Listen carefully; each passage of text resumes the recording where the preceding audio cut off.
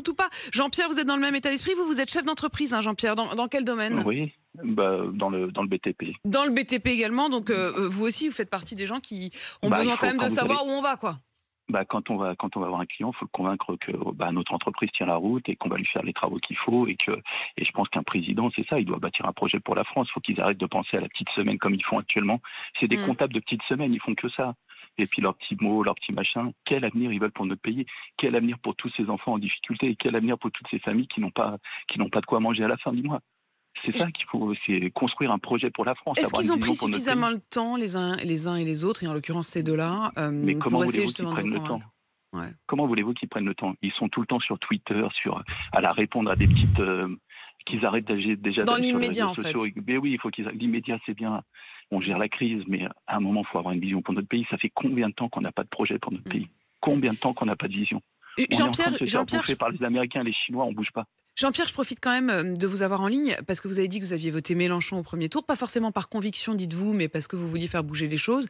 Quand vous entendez Jean-Luc Mélenchon hier qui dit « Élisez-moi Premier ministre » et qui espère que justement ce tiers de ceux qui ont voté pour lui puissent reconduire ça, mais vraiment pour gouverner, c'est-à-dire au moment des législatives, pour qu'il y ait une majorité et qu'il devienne Premier ministre, ça vous donne envie? Vous vous dites « Tiens, au fond, pourquoi pas ?» Pourquoi pas la cohabitation? Je me rappelle de la dernière meilleure époque qu'on a eue politiquement, c'était la cohabitation Jospin-Chirac. C'est tout le paradoxe. Non mais alors, je dois vous le dire, Jean-Pierre. Je ne sais pas si vous avez la télé en plus de la radio, mais quand même, Manu Le Chypre a levé les yeux au ciel. C'est les 5 années, les pires. C'est les 5 années les pires de toute la Ve République. C'est les années qui ont ruiné la France. C'est les années des 35 heures. C'est les années du quinquennat. C'est les années du renoncement au choix. Enfin, c'était pas. Non mais Jean-Pierre, terrible. Je peux pas vous laisser sans vous défendre. Un mot quand même. Allez, Jean-Pierre. Défendez-vous. Mais n'empêche qu'on emmène de la contradiction.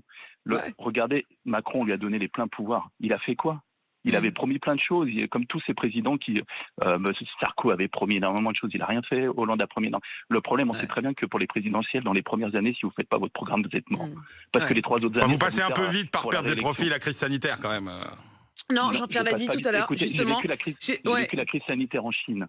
Et je peux vous dire que la gestion a été totalement différente. Alors c'est un pays totalitaire si on veut, c'est tout ce qu'on veut, on peut critiquer plein de choses. Mais n'empêche que le quoi qu'il en coûte qu'a fait Macron, la Chine l'a fait aussi pour ses salariés, pour ses entreprises. Je renie pas ça. Les entreprises en France ont certainement été bien aidées. Moi je suis rentré que depuis septembre.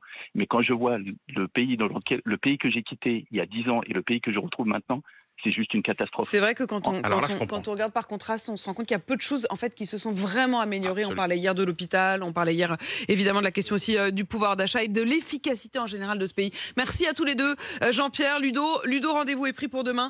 On verra évidemment comment vous avez jugé ce débat d'entre deux.